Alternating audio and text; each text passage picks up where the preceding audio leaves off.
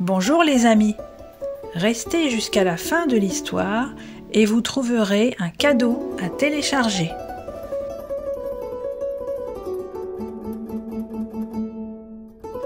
Les deux ânes paresseux. On retrouve le motif de ce conte africain chez La Fontaine sous le titre « L'âne chargé d'éponge et l'âne chargé de sel ».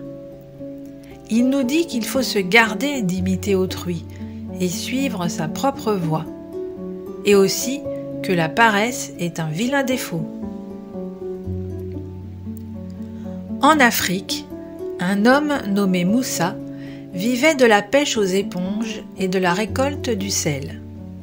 Il avait deux ânes, Jojo, le marron, et Toula, le gris. Chaque jour, il en choisissait un qu'il chargeait de sel ou d'éponge pour se rendre au marché. Un matin, Jojo dit à Toula : « Oh là là, je n'ai pas envie d'aller au marché aujourd'hui. »« Moi non plus, » répond Toula. « Je préfère rester tranquillement ici. » Quand Moussa arrive, les deux paresseux font semblant de dormir. « Réveillez-vous » crie le pêcheur. « Qui vient au marché avec moi ?» Jojo et Toula ouvrent l'œil et voient 3 gros sacs de sel posés aux pieds de Moussa. Vite, ils referment les yeux. Moussa insiste. « Allez, courage ! Toula, viens, c'est toi qui vas m'aider aujourd'hui. » Il secoue Toula et commence à charger les sacs de sel sur son dos. Jojo, tout joyeux, tourne autour d'eux en chantant. « Hi-han, c'est moi qui reste dormir. » Tout en ronchonnant, Toula s'éloigne avec le pêcheur. Les sacs sont lourds sur son dos et l'âne avance lentement. « Allez, plus vite !» dit Moussa. « Dépêche-toi, ou nous arriverons trop tard. » Toula soupire et accélère. Bientôt, le chemin se met à monter et Toula ralentit. Il est fatigué. Alors Moussa crie. « Allons, trotte, trotte, petit âne !» Ils arrivent devant une rivière. Pour la traverser, Moussa grimpe sur le dos de Toula et l'âne avance dans l'eau en posant ses pattes sur les gros cailloux. Mais l'un de ses sabots glisse et plouf, Toula tombe les 4 fers en l'air dans la rivière. Moussa est trempé et furieux. « Relève-toi, gros bêta !» s'écrie-t-il. « Le chargement va être abîmé !» Toula sort de la rivière. Et comme l'eau a fait fondre le sel, les sacs sont devenus tout légers. Soulagé, Toula se remet à trotter gaiement. Moussa, lui, est très embêté, car il ne reste plus assez de sel dans les sacs pour le vendre au marché. Zou, ils doivent faire demi-tour, et Toula se retrouve dans son pré plus vite que prévu. Il s'empresse de raconter à Jojo ce qui s'est passé.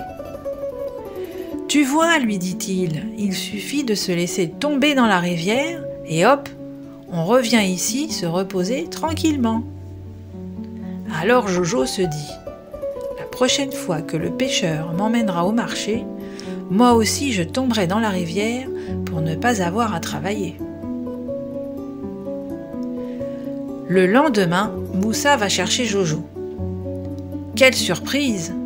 Le petit âne l'attend et semble même pressé de partir. Cette fois, Moussa charge son âne avec de gros sacs pleins d'éponges.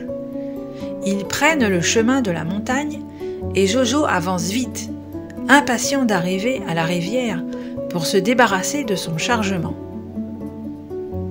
Sur la rive, Moussa grimpe sur le dos de Jojo. Et plouf, celui-ci tombe à l'eau. « Zut et rezut !» s'écrie Moussa. « J'en ai assez de ces ânes maladroits. » Furieux, il tire Jojo sur la rive et lui ordonne de se remettre en route. Mais cette fois, Les éponges se sont gonflées d'eau et sont devenues très lourdes à porter. Oh, hiss! Le petit âne a bien du mal à se remettre en route. Moussa est si fâché qu'il n'a pas pitié de lui. Au contraire, il prend un bâton et menace son âne.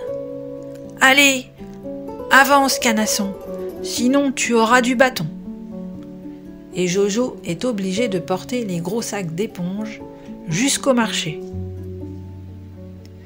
Quand il revient dans son pré, le pauvre âne est épuisé. « Tu n'as pas l'air en forme, » lui dit Toula. « Notre ruse n'a pas marché ?» ?»« Non, » répond Jojo, « ça n'a pas marché du tout.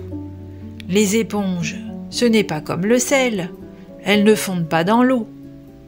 C'est bien la dernière fois que j'écoute tes conseils. » Depuis ce jour, les petits ânes ne cherchent plus à imiter ce que fait l'autre sans réfléchir. Et au lieu de se mettre en colère, Moussa leur crie « Trotte, trotte !» et leur donne une carotte.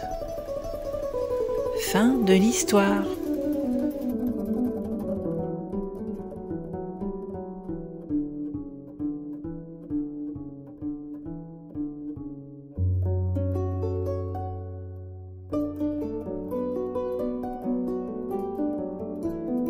Et pour ne louper aucune histoire, vous pouvez vous abonner à la chaîne, activer la cloche pour être informé des nouveautés et mettre un pouce en l'air. À très bientôt les amis!